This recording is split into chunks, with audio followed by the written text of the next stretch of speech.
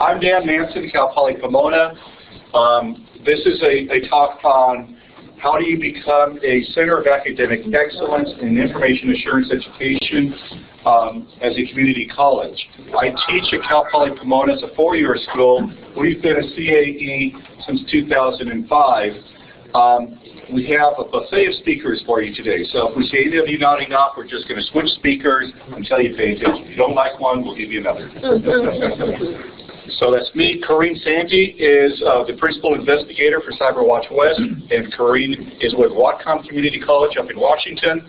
We have Michael McKeever, that I'm sure a lot of you know, from Santa Rosa Junior College, Michael Warner from Coastline Community College, Mosin Behesti from Cal State Dominguez Hills. So we have variety for you. The CAE program was started by NSA back in 1999. There were 7 schools the first year. A few years later, Department of Homeland Security came on board. Today, there are 180 institutions that are Center of Academic Excellence in Information Assurance Education. And the Department of Defense just came on board, so now there are 3 agencies supporting this. The program keeps growing, the funding keeps growing for those that become CAEs. There are some good reasons to become a CAE, and we will be giving them to you. The 2-year program started in 2010. There are now 32 2-year schools that are Center of Academic Excellence in Information Assurance Education. There are none in California.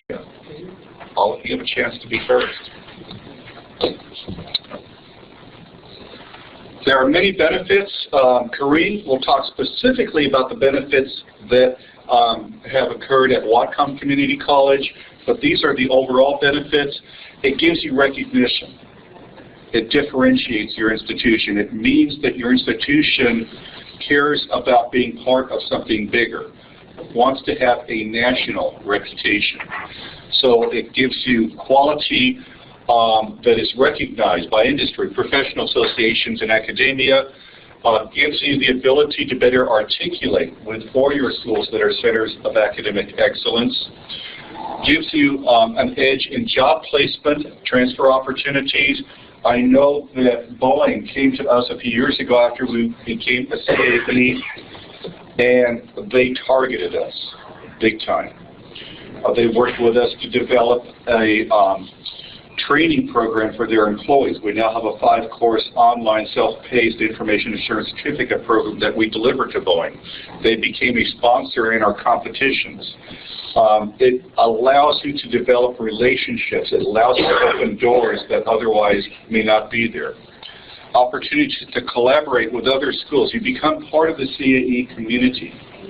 I have made some of the best professional relationships that I've ever made simply because we became part of this community, and we had the opportunity to meet with them on an annual basis at the Colloquium of Information System Security Educators, which this year is going to be in San Diego in June for the first time, where all these schools come together as centers of academic excellence.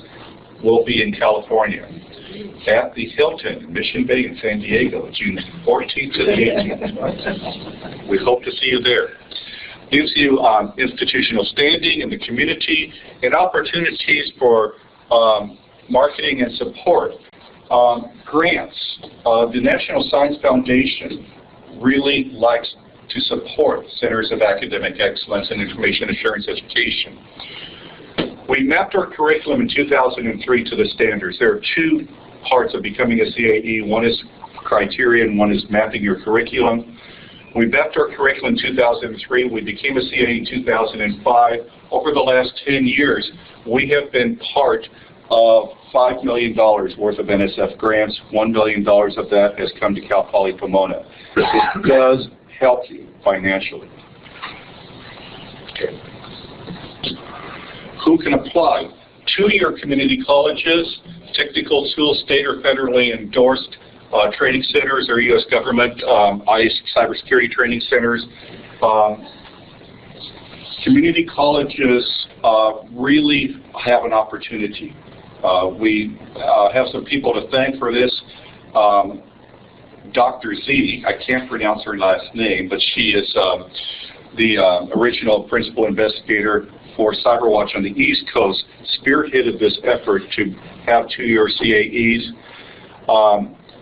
If you're a CAE program, if you're a 2-year community college program today, and you have an ICT program, if you have a good ICT program, I believe you're 80% of the way to becoming a CAE2Y.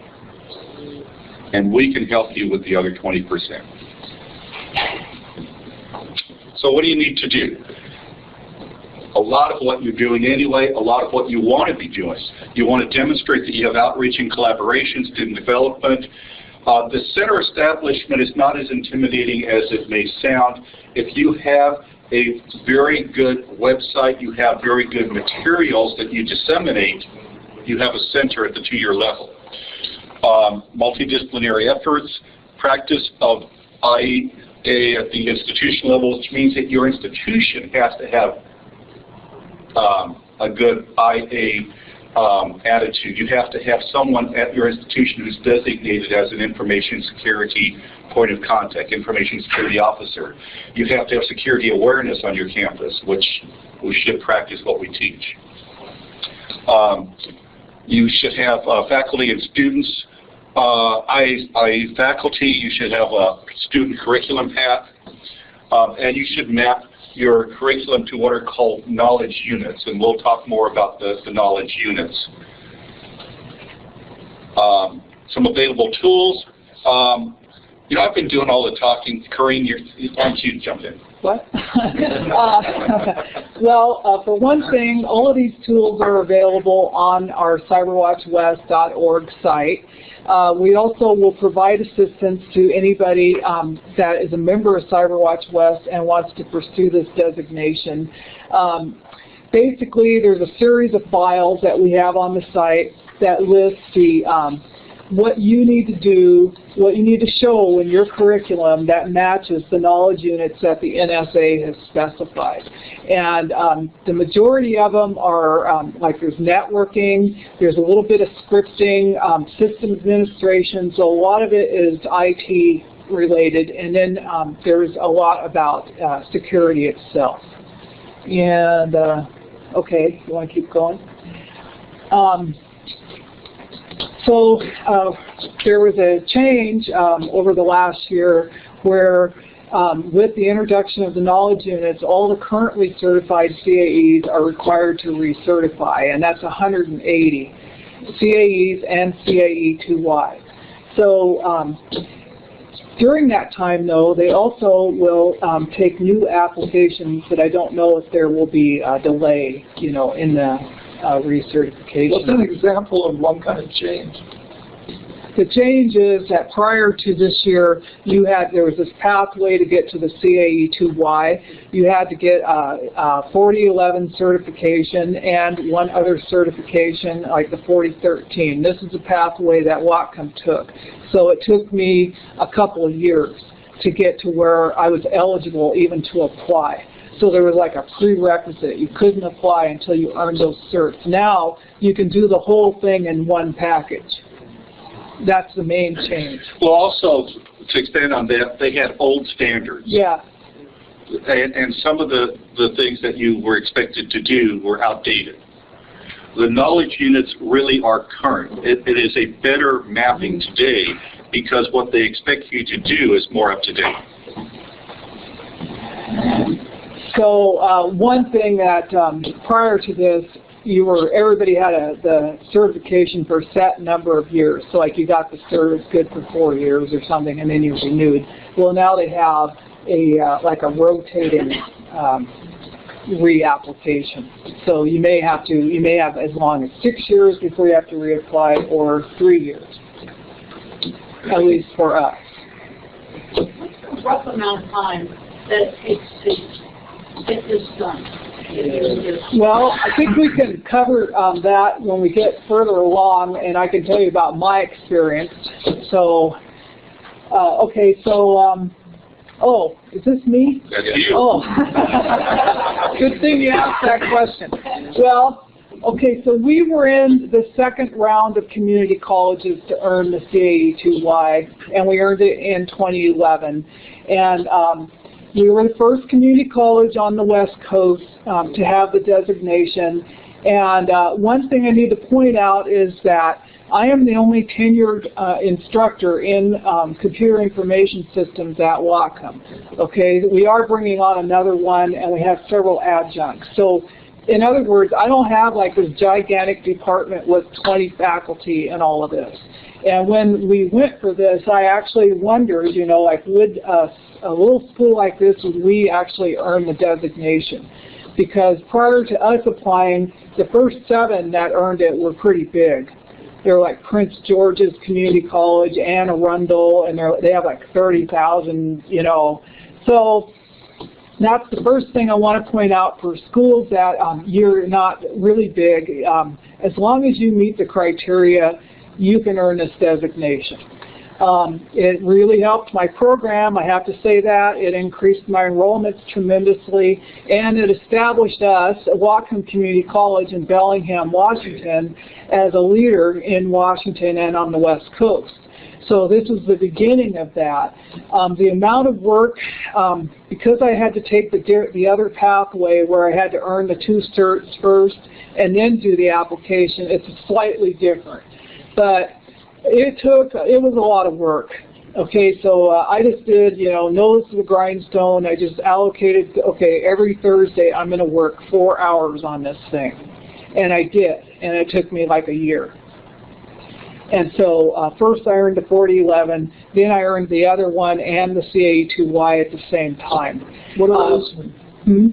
What are those mean? The 4011 and 40, those were the old standards that we had to earn as a prerequisite to applying for the CAE. What was that standard?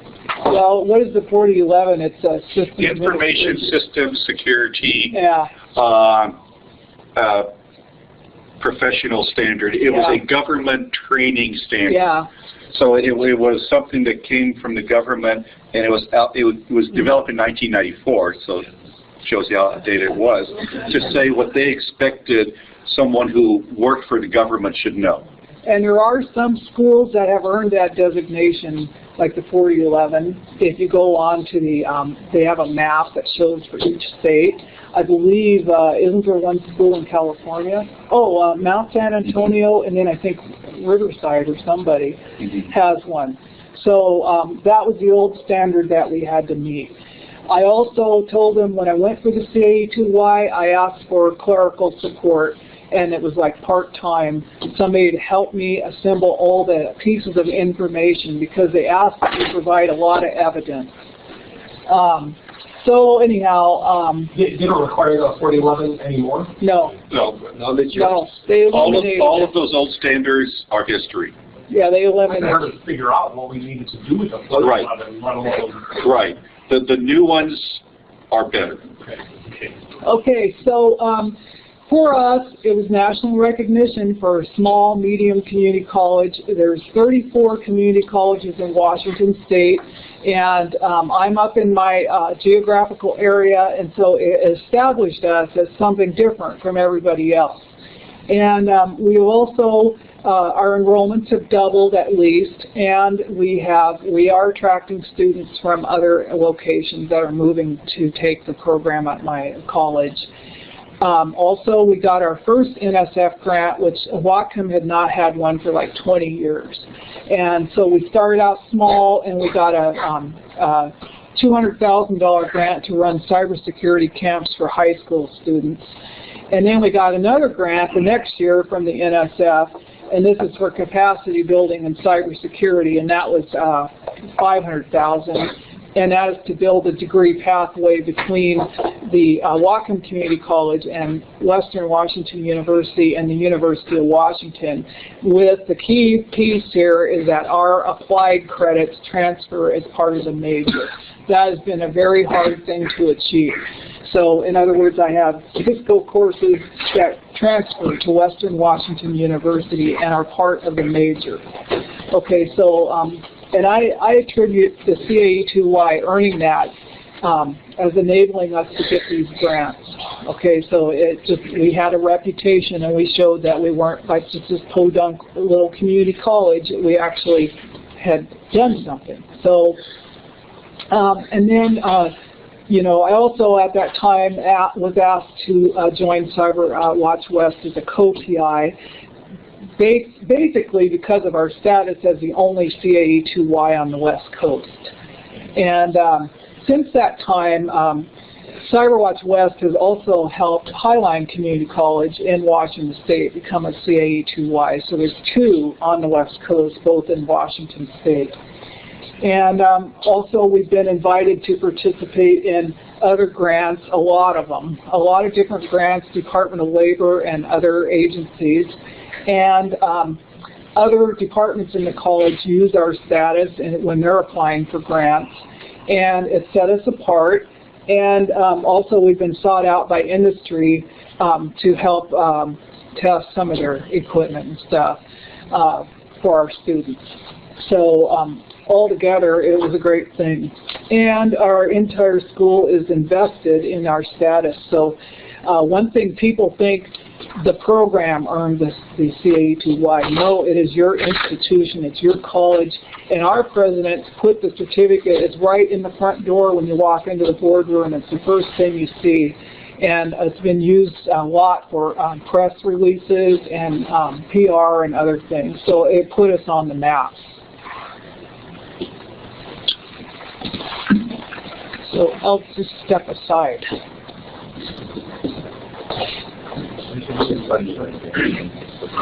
So now we're going to have our two faculty from California that are pursuing the CAE2Y explain to you what they've encountered in their pursuit. My name is Michael Warner from Coastline Community College, and most of you probably haven't even heard of us. We're a relatively small community college in Southern California. The easiest way to find us is you go to Disneyland. We're about 5 miles from there in Garden Grove. So if you know where Disneyland is, you can get to our college. The way we started was really unusual. Our president is friends with the president of Whatcom College. And her president is so impressed with the program that she convinced our president we should be a part of this. And so a couple of months ago, 3 months ago, our president had a meeting with my dean and I. The dean is in the back of the room, by the way. She used to be my co-department chair, but she's been promoted to the dark side. She's now. But our president is really interested in this because she saw the opportunity for promoting Coastline, for the grants, for various other things. And so she asked us to start participating, start looking into this. Now, Corinne came and visited us, or talked to us, and Dan came and visited us, and went through some of the steps we need to go through to become a CAE. And when you first look at this, I printed out the stuff. It's about this thick, the knowledge units, all the things you have to go through, and it looks really, really complicated. But we started going through what we had done, the things we've been doing for the last 6 or 7 years. We taught security classes, Cisco Academy classes, VM classes, and we have virtually everything that they're looking for already in place. The problem is you need to organize it in a certain way. To go back for a second, having the president with us really helps because we have administrative buy-in to start with. You don't have to go back to your school and convince the dean or vice president, whoever, to participate in this because our president's giving us support from the top and down, saying we're going to do something like this. We've had a few things that were issues, things that weren't in place, information assurance policies, things like that. Our president was able to talk to the chancellor's office, and the chancellor said, "Okay, we're going to do this," and things are moving along really quickly. The biggest challenge, as I said, is gathering the information and putting it in the format that's requested. But Dan and Corinne and other people will help you go through the knowledge units. They'll look and say, well, you're teaching this, this means this and this and this and this. And there's a long list of knowledge units, but if you're teaching the Cisco Academy classes, you're teaching Security Plus, you're teaching A+, as they said, you've met at least 80% of those already. And so what you need to do is just organize them into a manner, write the reports. And the reports take a little bit of time, but you asked how long it takes to get going. We started maybe 8 or 9, 10 weeks ago, and we're ready to present all the information now. So we're just waiting for some access, and we're going to put it in, we're going to apply. Our college is really competitive, so we're trying to become the first college in California that gets this designation. And Michael, who's going to talk next, he's also continuing with us on this, and we're hoping that he doesn't quite go through quite as quickly. Missing components, well, we think we've filled all of those components already in the last 10 weeks. So that's not bad. We're ready to, as I said, we're ready to start entering the information. As soon as we get, we'll have someone look it over, make sure that we have everything that, in the proper order, make sure that that we have covered everything that we need. So this part here with the knowledge units. So one more. What we've done recently is we've hired a couple of new part-time instructors. One of them is really interested in the cybersecurity competition. And he's worked with the Navy for 20 years. He has a good forensics background. So he's teaching classes for us right now. We're also looking for, if anybody is looking for a job, we're looking for a full-time instructor in computer networking specializing in cybersecurity. And that job is open right now, I think. Right, so it's still on like the 17th. So it's still open, so look on the website. All here? Pardon me? No, it doesn't. California, it's nice and warm down there. It's very warm. It was in the 70s when I left. I came up here. It's been nice up here, though, too. We are looking into the competitions, as I said. This is a really good way to get your college known. People, and it's really good for your students. It's something that looks really good on their resume that they participated in and that they succeeded in the competitions. Another thing, as I said, Coastline is a relatively small college. We have 3 colleges in our district, and we make up 13% of the total population of our colleges. So Orange Coast College was sort of overshadows us, but they aren't a member of this, and they haven't become one of these yet. So it will also give us a chance to be more well known in Southern California and all throughout the state. As I said, our president is really interested in this. His position is for grant applications. Because there's a lot of applications out there and there's a lot of people applying for them. So you need some way to distinguish yourself. And so something like this, being a center of excellence, is something that really promotes your school. And finally, this has already started, talking to Dan, talking to Corinne, talking to Michael from Northern California or Washington. It's really helped because we're meeting and collaborating with faculty from multiple institutions. And even this morning I've already met the gentleman in the back, I forgot your name already, sorry, and some other people, and talk to you about these things. So you can see it's something very valuable for your institution. So thank you. And if you have any questions, I'll be here at lunch and at the reception tonight, so you can come and talk to me about it, especially about the process. So, this is our song and dance routine. So you don't have to be a Michael at your college in order to do this. So Michael's in Southern California, and I'm Michael in Northern California. And the idea is we're going to sort of help out anybody in the kind of the different parts of the state who are interested in going through this process. So we're here to, as Michael was saying, to share our experience with doing this so that you get a sense of it. So a year long for Korean, he's been 8 or 9 weeks. I'm in the midst of going through the process as well. It's been said over and over again, a previous session that was in here, Tony talked about courses that you probably aren't already running that gets you 80% of the way. You've heard of the 80-20 rule. It's like 80% is probably, the last 20% is the harder part to do. It is kind of the case with this. There is a lot to do, but Michael's right. You get it together, you got some help pulling all the pieces together and putting it in the right organization, and it can be done relatively painlessly. So let's go to the next slide. The first thing you got to do is get buy-in. Michael had it easy because his president told him to do it. His president, Kareem's president, I had to go to my president. Dan and Kareem came over to my school. They were in Sacramento. We met with the president. We met with a couple of my deans, department, various people. And so I got administrative buy-in from the top first. So that's your first step, really. You have to decide if you want to do it. If your program looks like it's got the courses there and you've got the environment at your school that is receptive to this, that's your first step. Then you get the administrative buy-in from the top so that if you need, and you're going to want some administrative assistance, an STNC, a part-time person to help you gather the information you've got to get, faculty resumes, and you've got to pull lots of things together as part of this whole package, and so it's getting some help. So administrative buy-in and seeing the value of it from the administrator, from the president's level. And you've heard the various reasons to do that has been talked about already. So getting that buy-in first, and then bringing along the rest of your department and getting everybody else to see the value of it is probably the steps that you want to go through first. And then it's going through the knowledge units and all of the various steps that you've got to go through. Now, we're here to also advocate that you join CyberWatch West. So that's kind of a first step for doing any of this. For those of you that were not in the previous session in here, Tony Colson from San Bernardino, Cal State San Bernardino, talked about how there is a program there that will assist you in the process of mapping your existing courses and your syllabi to the knowledge units in this application. So there are additional resources that you can avail yourself of by joining CyberWatch West. So, we're all here to talk about that as well. The North and South. It's insane that there's just no community college in California that's a part of the CAE2Y. So there's going to be several of them in the next year. We know that for sure. We're not going to arm wrestle over it. We're just going to go through the process and see who gets there first.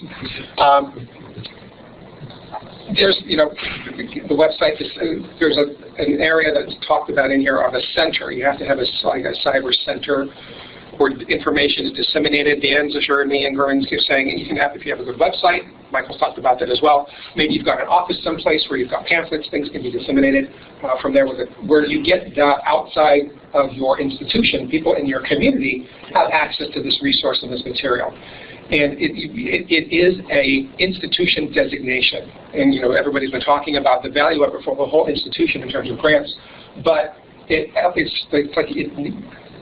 has to permeate other areas of your institution. So if you've got healthcare, it's HIPAA. Right? If you've got accounting, there's FERPA. There's all kinds of government requirements for information assurance in other disciplines besides computer science. And so you need to identify those things as part of this process as well. So we're here to help. It's well worth it. It's worth the time to go through. And any questions about it, if you're in the north, talk to me. If you're in the south, talk to Michael. And we'll help you through the process. Yeah, it's definitely worthwhile. Okay, so I'll be the last one. Speak to you and so to make it quick. My name is Mohsen Beshi. I'm co-creator at CyberWatch West. I'm trying to kind of go over some of the stuff that was presented by the presenters earlier, but I go a little bit through the process of how getting to becoming a CAE2Y, the criteria and the knowledge units as well. So basically, there are some changes that was mentioned by Dan was happening through the last couple of years that make some changes in the knowledge units and the criteria. I'll go through them. The knowledge units is basically, if any of you are familiar with the ACN, they have this knowledge units where there's throughout they use the topics, and then going to the course, it tells you what are the topics that are required in the course. So if you already have a course, you don't need to change it. You just need to add some pieces to it and then make it actually match with the topics that are needed as part of the knowledge unit. So it makes it very easy actually to modify the existing courses or adding new courses. So we'll talk about the core courses for the two institutions, which the knowledge units are about 11 of them. We're going to go over them. For 4 institutions, it's a little bit different. There's 5 more and some optional. We're not going to cover that here. There are some focus areas. Community colleges, they can actually not only become a center covering the 11 knowledge units, we can also focus on certain areas that become a focus. And that's what happens when you have that focus area designated to you. When they're looking for somebody in that area, they can actually identify your school as someone that has that knowledge. You can actually have the employers come up with your school for hiring your students. So that's something it's a different process, 2 different submissions, but can be done also. The mapping, so as you said, there are 2 processes. One is to get the knowledge units in place, and that is basically map your curriculum through the knowledge units that you're going to go through them. There are some assistants that come for CyberWatch West. We have a gap analysis. They can actually look at the courses that we have and see how close they are to the knowledge units and find where the gaps are, and they can actually see this up through the couple of weeks after that, see what are topics you need to add to your curriculum to make it match with the knowledge units. So we're going to go through them one by one. So in order to go through the knowledge, let's just go through the criteria. Again, Dan went through them briefly. I'm not going to go take so much time, but I'm going to just kind of expand a little bit further. So the first one is the outreach collaboration, making sure that the community college, most of you already have collaboration and outreach with the high schools, with the community, and then you have some of the activities that you do with the community. These are basically considered to be outreach activities. And there is, through this criteria, there are points allocated to them. So there are all these subsections within them. You have to, the total is about 300 or so points. If you can make about 200 something, you actually be completed as a criteria met the requirement. So when you go look at the document that is on the CyberWatch website, you will see all the details. But I'm just giving a nutshell what's coming in. And the Center for Information Assurance Cyber Defense Education, again, this is basically making sure that either you have a physical center, or if not, then it could be a website or virtual center that basically can have a place that can faculty or students refer to get some information. The journals could be done, some information, cybersecurity could be there, so you can actually refer to them. The community can come and look at that and see some of the existing material in cybersecurity is there. So again, it doesn't have to be office, it doesn't have to be physical place, it could be just a virtual website, and you have all that information in them, and it's operational, it's active. The new thing is a little bit added was the student development was that prior to that was series of course they had to map the knowledge units. But now the new one, they want to make sure if the students go through this knowledge unit, they get a degree. Either a certificate or a degree has to be given to the students. So those students who go through these knowledge units and cover those, actually they're recognized by some type of awarding. So some of you might have a degree already that covers all the knowledge units, it's fine. If you have multiple degrees and the students taking courses from this program and so from this program meets all the knowledge units, they need to be given some type of certificate that it met all the knowledge units requirements. So that's something that is added right here. Next one. The fourth one is the IACD, Information Assurance Cyber Defense, as a multidisciplinary. So again, they don't want this to be just dedicated to the program that you have. It has to be at the school level. So they want to make sure that anybody at the school has a chance to go through this cybersecurity. So you have a program in business or in a policy, they have some cybersecurity and the student can go through them. One way would be actually a GE course, could have some cybersecurity topics in it. That would sometimes meet the requirements for the multidisciplinary. So make sure that it's not just the student going through the program. Your program can have this knowledge because it be open to any other student in your campus. Practice of IA cybersecurity encouraged throughout the institution, meaning that you have actually the information system security officer. For the community college, some do have it at the community college level, some have it at the district level, and that would be fine too. As well as like the practice, the cybersecurity practice is being actually taken care, is being held at for the campus, so they know. But the it's not just the program you have. Actually, the cybersecurity is done at the campus level through the program, through the IT services. They actually have some plan in place. And the last one is the faculty, making sure that you have at least one faculty, full-time faculty that has gone through some certification of the security certification, that has that certification in place. So make sure that it's eligible for the teaching these courses. So that's the requirement for the faculty in this place. Now, these are the criteria that we mentioned, the 6 criteria that needs to be met when you go through them. And each one of them has, as I said, a lot of subsections with points assigned to them. You go for the faculty, if you have a certificate, one faculty gets like 2 points, if you get another one, get another point. You have a minimum of 2 points to have, you can have as many as you want. But I mean, there's a cap also. But at the end, you add up all these points, and you make certain numbers that can become meet the criteria, or no, you have to have some changes. So there's some type of leverage there to adjust itself. Regarding the changes that made that we've talked about since the last time, was the first one was that, as I mentioned, one of the criteria, you have to make sure that there's an award given for the students who go through the knowledge units where it wasn't there before. There are replacing knowledge units with the standards, which are very old, 20 years old. These are much more current, and actually it's easier to update them, these knowledge units, rather than the standards which was done with another actually association. And again, the reason for knowledge units, as I said, is just because it can be updated easily. And how knowledge units were identified, actually this went through a 6, 8, 10 months of process, went through the community colleges, the academia, the industry, and those who actually trying to develop this knowledge unit to make sure that it becomes in a way that it can be work for everybody. So there was a lot, at the beginning it was very much toward the theoretical, and then they brought it back. So now it's coming with the knowledge unit. So these knowledge units is actually being developed based on communication with the community colleges, for institutions and industry. So it's not that just something came up and said these are the knowledge units. They would communicate it everywhere to came. It took about a year or so to come up with those. And as I mentioned, focus area is something that you can have on top of the center designation to get a little bit more recognition for having students in certain area, and then employers can send from there and say, okay, if you want a student in area forensic, you might go to school X and Y, you have the focus. So it can actually send you for the students, to be hired. And again, it's different submissions for those. So I just mentioned through this knowledge what I did that is basically because we want to make sure that you have a more current and basically making sure that the knowledge is actually can be easily changed as it goes. So we'll go quick to this one. I'll make sure they go. Okay, the new academic requirements. So based on the knowledge units, there is actually, as I said, there is a minimum number that you need, 11 for the 2-year institutions, and 11 plus 6 plus some options, about 20 some for the 4-year institutions. But each knowledge unit has 2 parts to it. There's actually go with the next one. I just want to go quick through some of them. Where you can get the knowledge and information. The knowledge in where you can actually support, because you list all these knowledges that are met, but somehow you have to make sure to bring a document that this knowledge is being actually done at your as part of your curriculum. So you can present your course syllabi, or for the community college could be the outline course outline along the syllabi that has the topics, kind of what is covered. The prerequisite courses, prerequisite degree, student assignments that could actually share there some projects they did, some of those topics in the knowledge were met.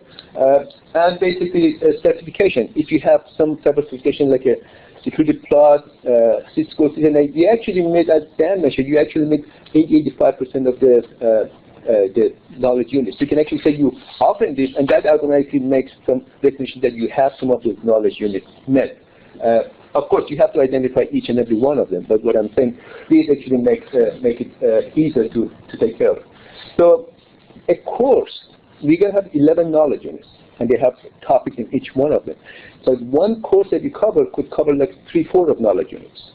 Or a knowledge unit could be covered by 2-3 different courses. So it's many-to-many relation. It's not just one-to-one.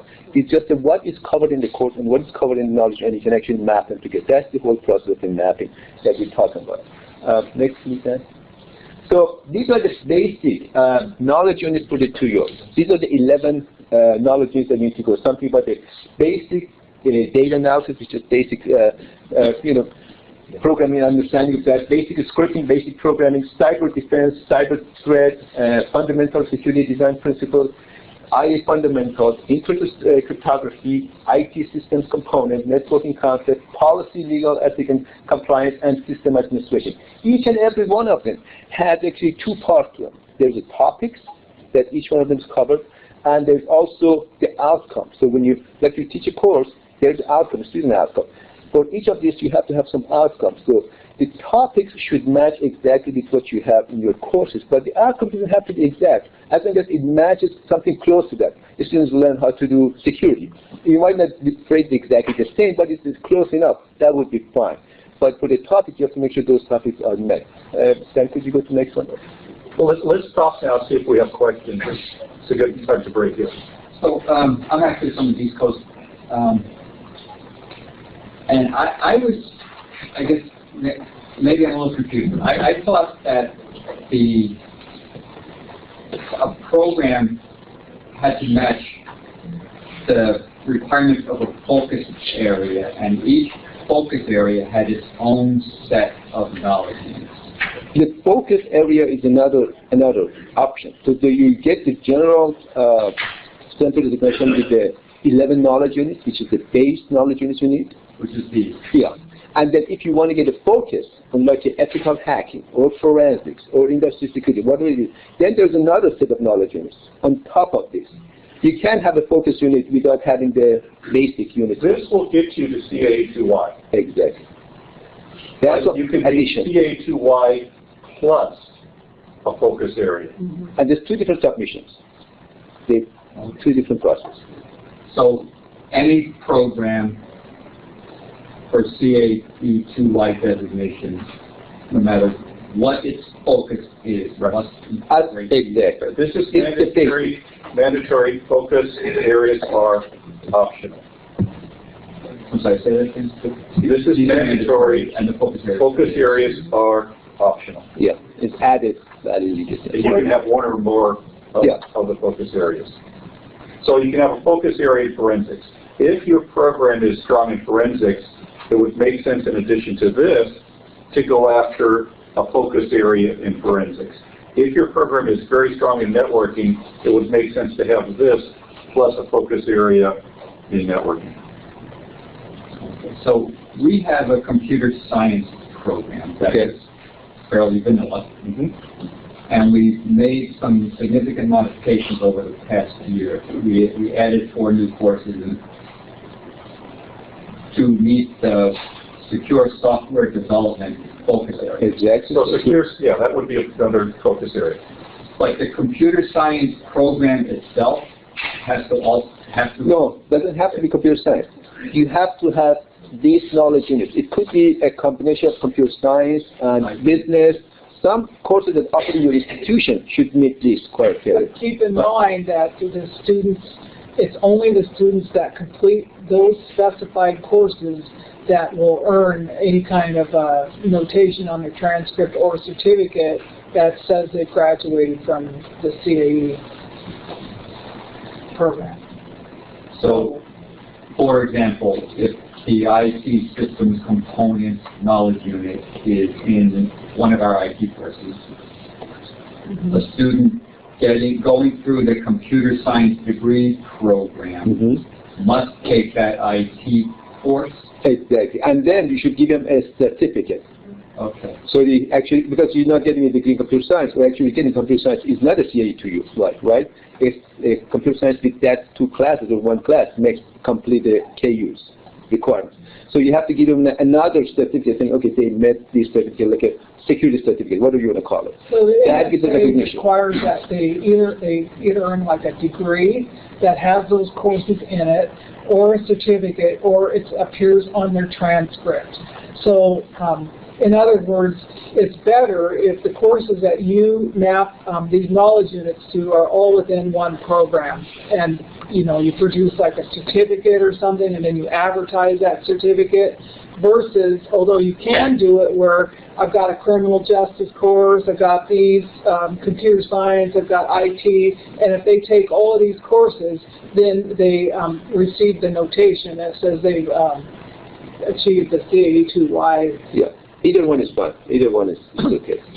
And then you can focus with the focus. Did you have a question? Yeah, I have a question. I mean, he just showed a few slides back the 6 criteria that you all need. I'm trying to find it on your website. It's not there. You remember I sent an email. I never got those criteria. On the left side of the website, on the left side, if you click on CAE, it's right there, all of them.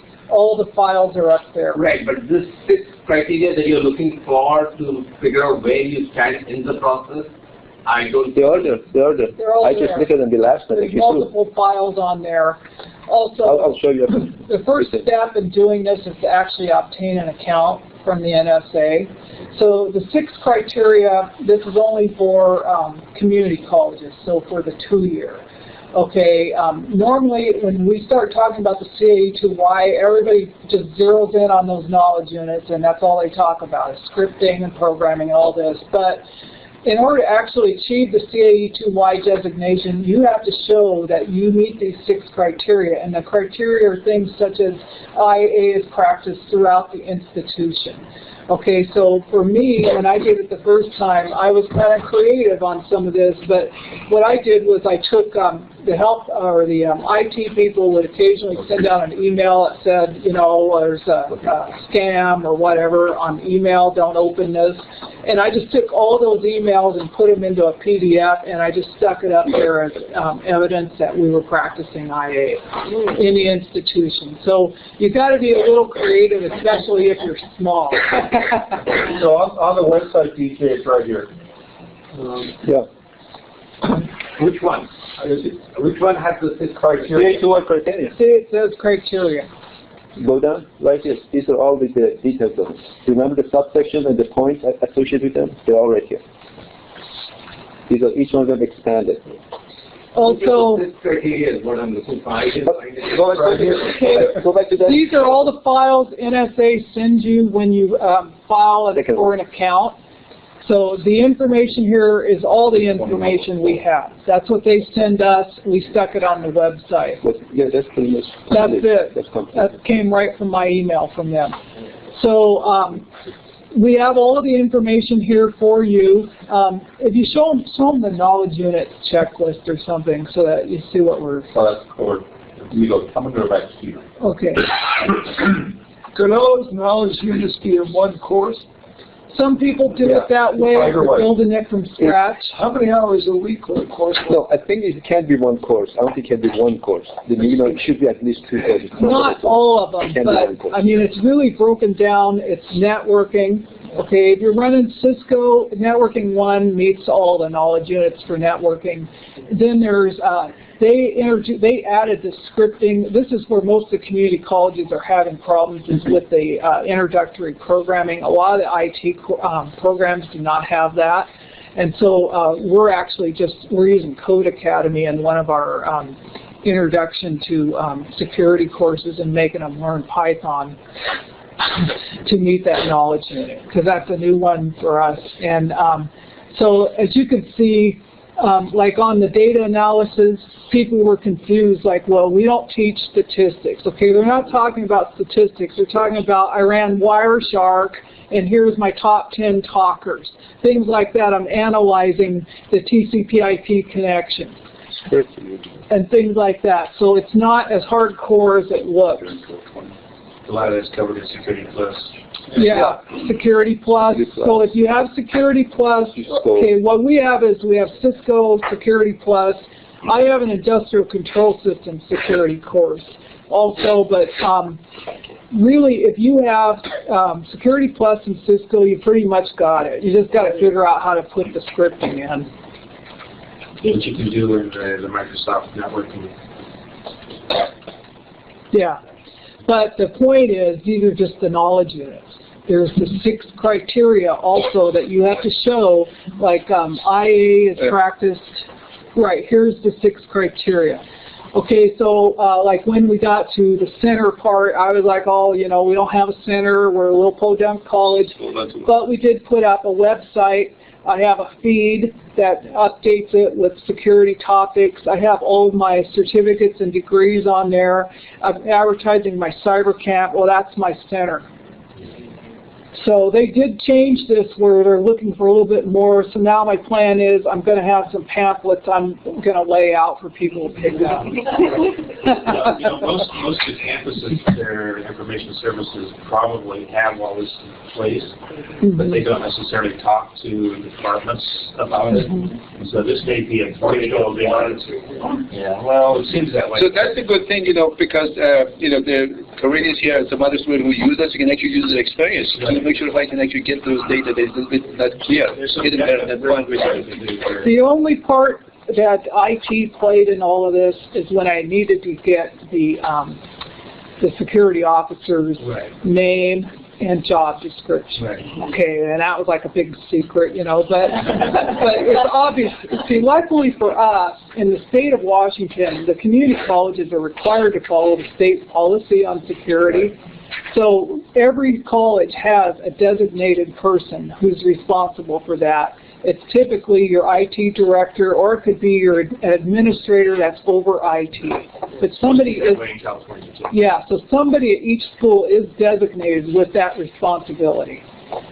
They do a lot of this stuff in terms of making sure that they're publishing security information. Oftentimes it's an email update and things like that. When they're supposed to. Part of the big deal is, you know, if you've got different departments teaching some of these different classes and the departments don't want to talk to each other, that's why you get the president on board first. Right. And then you have this nice trickle-down effect where it says, the president said, we're going to work together and play nicely. I mean, you don't have to strong-arm it, but that's really what has to happen in order to get cooperation to take place. Okay, so I do want to make one announcement. Are we done? Okay, so CyberWatch West, we're in our first 4 years, and those years are going to be coming up. We have to reapply next October. And for another 4 years, and we are looking for community colleges that are interested in being part of this grant in a leadership role. So if you are interested, if your college, you feel that you can bring something to the table, then please come and talk to me, because I'd like to start getting some names of colleges and having some conversations. But that means that you will want to actually become a center also, right? Yeah, it would be helpful. But the first step of all this, join CyberWatch West, go to the CyberWatch West website, join that, then you're going to avail yourself of a whole lot of resources if you have questions. You can do it on your own. There's nothing that says you got to do it with us if you want to be a CAE2Y, but we're going to make it a whole lot easier for you. And it's very easy to join. To join, you just go to the CyberWatch West website. And you sign this paper. And you click here. I know there's two. Go down. It's right here, download new member. We're going to fix this. We had to fix a lot of stuff. And that's it? Yeah, the first page is what you get. The second page is what you do. So this is what you do. You sign your name on there. And, you know. What if you represent several colleges? That's kind of interesting. I don't know if we count them as members. You could. Each college. Each college that wants to. Do you represent all those colleges? Well, as a deputy sector navigator for the Information Communications Technology Center. Each college. Well, we probably have to have each college apply separately. Mine, yeah. So, they could have more than one point of contact. We could have multiple individuals. keep in mind, I mean, we do want to make sure that whoever's signing this is actually authorized to sign it for that college. So we don't want them to be like surprised, you know, like all of a sudden. I can't just force it. No. Yeah, if you have that power, do that. So thank you all for coming, and I've got more brochures. We also have a table up there, and if you are interested in being in the part of the leadership, then just let me know. Thank you.